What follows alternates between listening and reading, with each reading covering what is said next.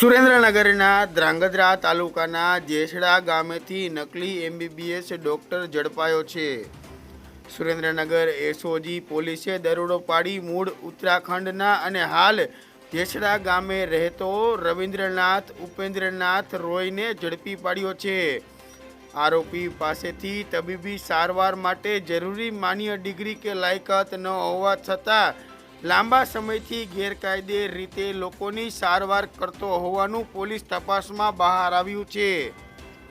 SOG પોલીસે કાર્યવાહી દરમિયાન આરોપી પાસેથી અંદાજે 42,000 રૂપિયાની એલોપેથિક દવાઓનો જથ્થો પણ કબજે કરવામાં આવ્યો છે।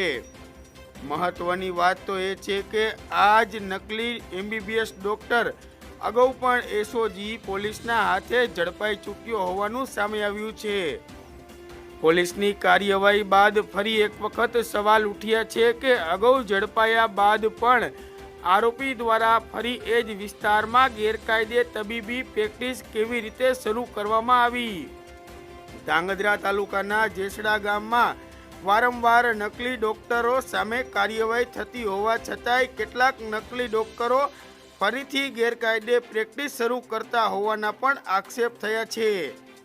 હવે ગ્રામજનોની માંગ છે કે ઝડપાયેલો આ જ વ્યક્તિ ફરીથી જેસડા ગામમાં ગેરકાયદે રીતે તબીબી પ્રેક્ટિસ શરૂ ન કરે અને તેની સામે કાયદેસરની કાર્યવાહી કરવામાં આવે। હાલ સમગ્ર મામલે એસઓજી પોલીસે વધુ તપાસ હાથ ધરી છે।